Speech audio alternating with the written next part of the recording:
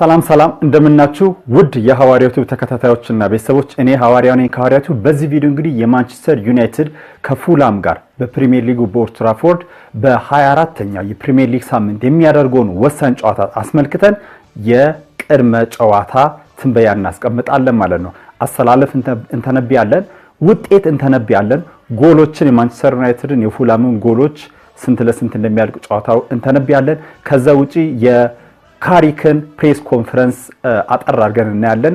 የሁለቱ ቡድኖችን ታሪካዊ ግንኙነትም እንመለከታለን ማለት ነው። ቀጥታ ወደ ቪዲዮ እንግባ። እንግዲህ መጀመሪያ ማይክል ካሪክ ፕሬስ ኮንፈረንስ እያደረገ ነበር። ከዚህ ጨዋታ አስቀድሞ ባደረገው ፕሬስ ኮንፈረንስ ላይ ምን አነሳ የሚላቸውን ዋና ነጥቦችን እነሱን አጠር አድርጌ እነግራችኋለሁ። መጀመሪያ እንግዲህ ካሪክ ያነሳው ካሪክ ዋርኒንግ ቱ ዘ ቲም ቡድኑን ካሪክ እንግዲህ ቡድኑን አስጠንቅቋል ነው የሚለው። ምን ብሎ ነው ያስጠነቀቀው ካላችሁ ካሪክ told his players and the media that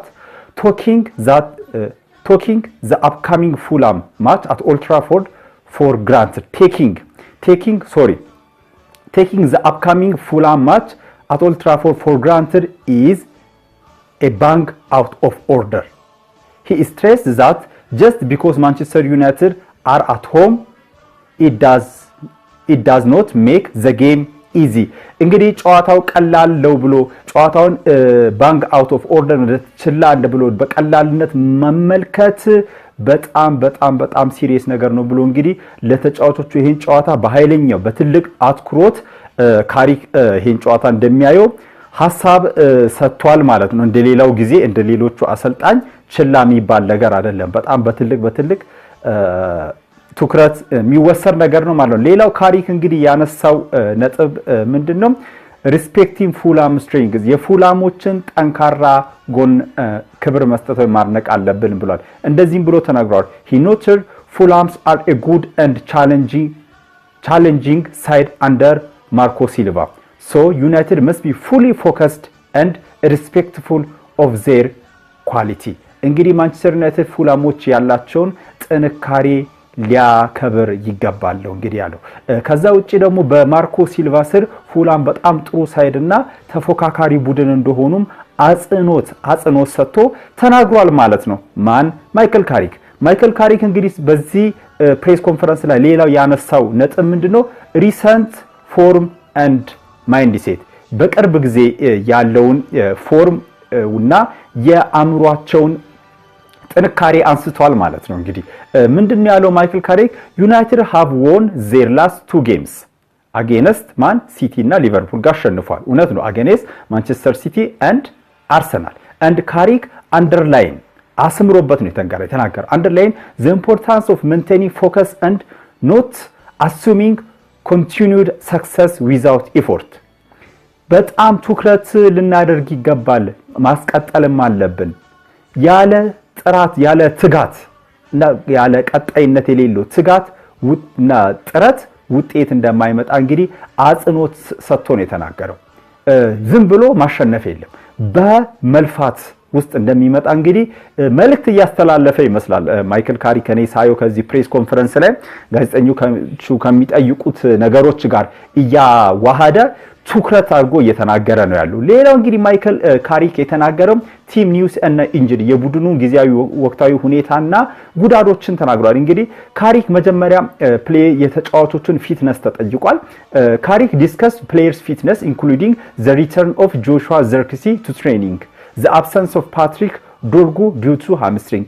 እንግዲህ ጆሹዋ ዘርክሲ ይሸጣል አይሸጥ የሚልም ጥያቄ ተጠይቆ ነበረ። ለዛም መልስ ሲሰጥ ጆሹዋ ዘርክሲ እንደተመለሰ ትሬኒንግ እየሰራ እንደሆነ ወደ ስኳዱ እንደሚቀላቀል አሳውቋል። በተጨማሪ ደግሞ የፓትሪክ ዶርጉ ጉዳትንም አንስቶ ሐሳቡን ሰጥቶበታል። 10 ዊክ የተባለውን ጥያቄም ተጠይቆ እና ያለን እስቲ የሚል መልስ ነው እንግዲህ የመለሰው። አምስተኛ ማይክል ካሪክ እንደዚህ የተጠየቀው ጥያቄ ምንድነው? ትራንስፈር ዊንዶ ሲቹዌሽን። በዚህ ትራንስፈር ዊንዶ ሲቹዌሽን ወይም የጃንዋሪ ትራንስፈር ዊንዶ ኦልሞስት እንግዲህ እያለቀ ያለበት ሰዓት ነው። ማንቸስተር ኦልሞስት ይሄን ጨዋታ ሲያካሄድ ጃንዋሪ ኦልሞስት ያልቃል እንደማለት ነው። ለዚህ ትልቅ ነገር ነው። ስለዚህ ጥያቄ መመለሱ ማለት ነው። ምንድነው እንግዲህ ማይክል ካሪክ he spoke briefly about the closing January transfer window saying ኔቨር ሴይ ኔቨር በጣም ተመችታኛለች። ኔቨር ሴይ ኔቨር ነው ያለው ካሪክ ኦን ፖቴንሻል ሙቭስ በት ኢምፋሳይዚንግ ካልም ኤንድ ፔሸንስ as decision are reviewed in the last day ውሳኔዎች በመጨረሻ ቀን እየተጤኑ እንደሆነና ኔቨር ሴይ ኔቨር መቼም ምንም ነገር አትበሉ ምን እንደሚፈጠር አይታወቅም ብሎ እንግዲህ ካሪክ በዚህ ፕሬስ ኮንፈረንስ ከዚህ ጨዋታ በፊት የነበረው ፕሬስ ኮንፈረንስ ላይ ተናግሯል። ሌላ ካሪክ ያነሳው ምንድነው ቲም ኮንፊደንስ ኤንድ አፕሮች የቡድኑን ኮንፊደንስ ወይ ስነ ልቦና ጥንካሬ እና ሌላ ደግሞ ለዚህ ጨዋታ አቀራረብ ሁኔታውን አንስቷል። እንግዲህ ካሪክ ምንድነው ያለው ካሪክ retreated that the team should focus on the game in front of them, not past result or emotion, which help keep morale and preparation grounded. ትኩረት ማድረግ ያለባቸው ያሁኑ ከፊታቸው ያለው ጨዋታ ላይ ነው። በስሜትና በአጉል በደስታ ወደ ኋላ ሄዶ ምንም ነገር ማሰብ የለባቸው። ምክንያቱም ይሄ ነገር ኦቨር ደስታ ነቨንትን ፕሪፎርም ማድረግ እንትን ሊቀንስ ስለሚችል ማለት ነው። ከዛ ውጪ ምንድነው ያለው ግራውንድድ ያረጋቸዋል ሃምብል ያረጋቸዋል ነገር እንግዲህ ብሏል ማለት ነው። እንግዲህ በአጠቃላይ ካሪክ በፕሬስ ኮንፈረንሱ ላይ ካነሳቸው ዋና ዋና ነጥቦች ብዬ ያሰብኳቸው ነው እነዚህ ቀንጨብ አድርጌ ያቀርብኩላቸው። ሌላ እንግዲህ ከዚህ በኋላ በማንቸስተር ዩናይትድ እና በፉላም መካከል እንግዲህ ያለው ታሪካዊ ግንኙነት ላለፉት 5 ጨዋታዎች በማንቸስተር ዩናይትድ እና በፉላም መካከል የተደረጉትን ስናይ ኦገስት 24 ከቅርቡ ወደ ሩቁ እንሂድ እስቲ ኦገስት 24 2025 ላይ አንድ እኩል ማንቸስተር ዩናይትድ እና ፉላም በፕሪሚየር ሊጉ ተገናኝቶ የተለያዩት ማርች 2 2025 ላይ ደግሞ ማንቸስተር ዩናይትድ ከፉላም ጋር አሁንም ተገናኝቶ 1-1 በሙሉ ሰዓት ተለያይቶ በፔናልቲ ፉላም 4-3 ማንቸስተር ዩናይትድ ከኤፍኤ ካፕ አምስተኛ ዙር አስወጥቶታል ማለት ነው። እንግዲህ ጃንዋሪ 26 2025 ደግሞ ፉላም ከማንቸስተር ጋር ተገናኝቶ ማንቸስተር ፉላምን 1-0 ማሸነፍ ችሏል። ይሄ ጨዋታም በፕሪሚየር ሊግ የተደረገ ነው።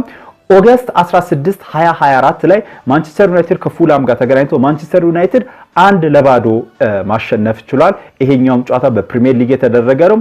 ፌብሩዋሪ 24 2024 ላይ ደግሞ ማንቸስተር ዩናይትድ ከፉላም ተገናኝቶ 2-1 ፉላም አሸንፏል። ይሄኛውም ደግሞ በፕሪሚየር ሊግ ነው። 4 በፕሪሚየር ሊግ 1 በኤፍኤ ካፕ ነው የተገናኙት። እንግዲህ አጠቃላይ እንግዲህ እነዚህ ሁለት ቡድኖች የተገናኙትን ስናይ ማንቸስተር ዩናይትድ 2 ጊዜ ማሸነፍ ሲችል 2 ጊዜ ደግሞ እነዚህ ሁለት ቡድኖች አቻ መውጣት ሲችሉ አንዱ በፔናልቲ የተወሰነ ቢሆንም ኤፍኤ ካፑን ፉላሞች አሸንፈው አልፈዋል።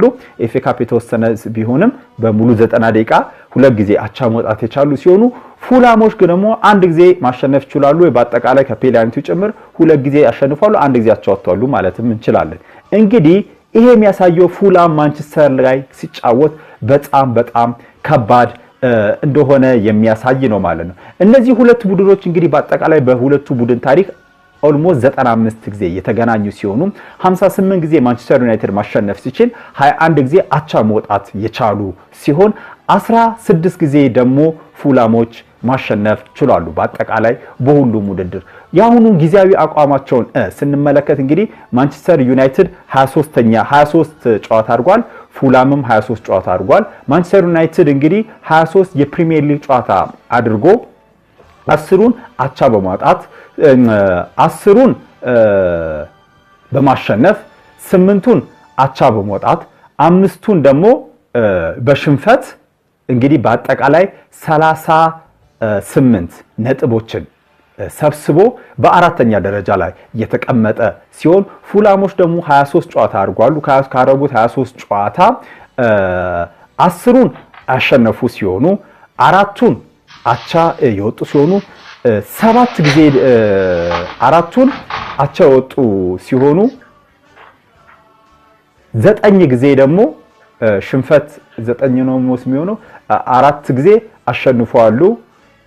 10 ጊዜ አሸንፈዋሉ፣ 4 ጊዜ አቻ ወጥተዋሉ፣ 9 ጊዜ ደግሞ ተሸንፈዋሉ ማለት ነው። አጠቃላይ 23 ይሆናል ማለት ነው። ማንቸስተር 10 አሸንፏል፣ 8 አቻ ወጥቷል፣ 5 ደግሞ 10 አሸንፏል፣ 8 አቻ ወጥቷል፣ 5 ተሸንፏል። ፉላሞች በአጠቃላይ ያላቸው ነጥብ 4 ሲሆን ማንቸስተር ዩናይትድ ደግሞ 38 ነው። በጣም ቅርብ ነው ያሉት በኦልሞስት በ4 ነጥብ ልዩነት ነው ያሉት። ለዚህ የፉላሞችን የማንቸስተር ዩናይትድ የቅርብ ጊዜ የፕሪሚየር ሊግ አቋማቸውን ስናይ ማንቸስተር ዩናይትድ እንግዲህ ከቅርቡ ወደ ሩቁ ስንሄድ አሸነፈ ከዛ አቻወጣ ካለፉት 5 ጨዋታ ሁለቱም ማሸነፍ ሲችል አርሰናልና ሲቲ 3 ደግሞ ተከታታይ አቻ ነው የነበረው ማለት ነው። ፉላሞችን ደግሞ ስንመለከት ከቅርቡ ወደ ሩቁ ስናይ ተሸነፉ አቻወጡ። ለዚህ ፉላሞች አንድ ሽንፈት አላቸው፣ 2 አሸንፈዋል፣ 2 ደግሞ አቻ አላቸው። የቅርብ ጊዜ አቋማቸውን ስናይ ትንሽ ከማንቸስተር ወረድ ያለ ነው፣ ግን ቢሆንም ጠንካራ የሚያደርጋቸው ነው ማለት ነው። በአጠቃላይ እንግዲህ ይሄን ይመስላል የሁለቱ ቡድን ጊዜያዊ አቋምና ሁኔታ። ይሄ ጨዋታ ላይ ማንቸስተር ዩናይትድ ምን አይነት አስተላለፍ ይዞ ይገባል የሚለውን አሁን በዚህ ጋር በምትመለከቱት መንገድ አስቀምጠላችኋለሁ ማለት ነው። እንግዲህ ምንም ጥርጥር የሌለው ጎል ጠባቂያችን ድንቁና ውዱ በረኛችን ሰኒ ለመንስ የሚሆን ይሆናል።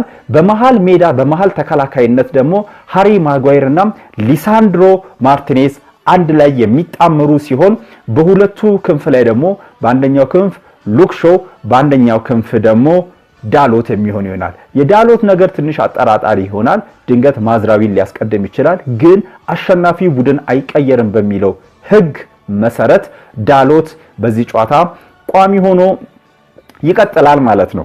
እንግዲህ መሃል ሜዳ ላይ ስናይ ምንም ጥርጥር የሌለው ካስሜሮ ኤንድ ኮቢ ሜኖ አንድ ላይ የሚጣመሩ ይሆናል ማለት ነው። በ10 ቁጥር ላይ እንግዲህ ምንም ጥቅጭቅ የሌለው ብሩኖ ፈርናንዴዝ ዘ ካፕቴን ዘ ማግኒፊኮ የሚሰለፍ ሲሆን በሁለቱ የክንፍ አጥቂነት ደግሞ በቀኝ ክንፍ ላይ አማድ በግራ ክንፍ ላይ ደግሞ ኩኒያ እንግዲህ ዶርጉ ስለተጎዳ ኩኒያ ይገባል ብዬ ግምታዊ አሰላለፌን ሳስቀምጥ በአጥቂ ቦታ ላይ ግን ብራያን ኤምቤሞ የሚገባ ይመስለኛል። አይታወቅም። አማድን በግራ አስገብቶ ኩኛን በቀኝ አስገብቶ ሼሽኮንም አጥቂ ሊያደርግ ይችላል። የኔ ግምት ግን የፊት መስመር 3ቱ ተሰላፊዎች የሚሆኑት አማድ ኩኛና ኤምቤሞ ናቸው ማለት ነው። ለዚህ ይሄ ይመስላል ግምታዊ አሰላለፌ። ከዛ ውጪ ይሄን ጨዋታ ማንቸስተር ዩናይትድ በኦልድ ትራፎርድ ላይ እንደመጫወቱና ሰሞኑ የነበረው የሞራል መነቃቃትና የውጤት መሻሻልን በመመልከት ይሄን ጨዋታ ማንቸስተር ዩናይትድ 3-1 ያሸንፋል ብዬ ግምቴን አስቀምጣለሁ። ጎል አስቆጣሪዎች ኤምቤሞ 1 ጎል ያስቆጥራል፣ አማድ 1 ጎል ያስቆጥራል፣ ሜኑ 1 ጎል ያስቆጥራል ማለት ነው። ከፉላም በኩል ፉላሞች ከኮርና የተሻማ ኳስ ያገባሉ ብዬ ግምቴን አስቀምጫለሁ። ማን እንደሚያገባ አላቅም፣ ግን ከኮርና የቆመ ኳስ ነው የሚያገቡ በሚችሉት ብዬ ግምቴን አስቀምጣለሁ። ይሄን ይመስላል። እስካሁን ስለተከታተላችሁኝ አመሰግናለሁ። እኔ ሐዋርያው ነበርኩ ከሐዋርያው ቲዩብ። ቢግ አፕ ዩቲዩብ ዩናይትዳውያን። እስካሁን ስለተከታተላችሁኝ አመሰግናለሁ። ባይ